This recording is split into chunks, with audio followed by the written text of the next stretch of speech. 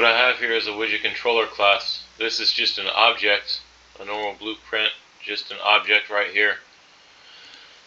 And what it does is it just holds the bullet count for this widget that I made earlier for somebody else that keeps track of bullet count on the screen.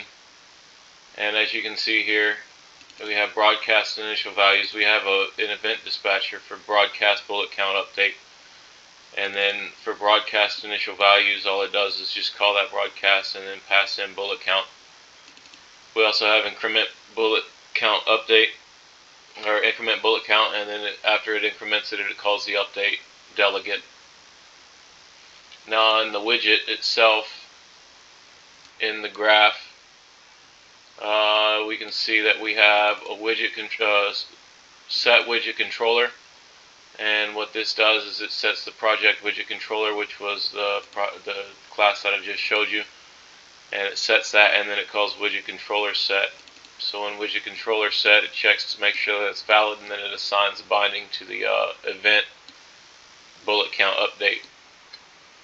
And then it takes that new count and then it sets the text block. After it sets this bind event, it broadcasts the initial values. This is my HUD class. If I can go back to here, what we do is we construct the project widget controller and then save it as the project widget controller class. And we create the widget, save the widget, set the widget controller on the widget, and then add it to the viewport.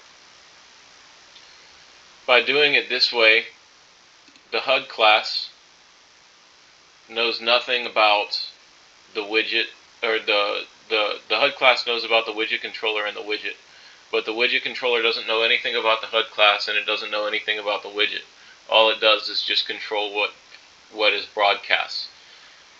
This supports a one-to-many relationship because you can bind any number of widgets to the widget controller class without having to add any extra functionality. You just bind to the appropriate delegate that you want to bind to and get the information that way.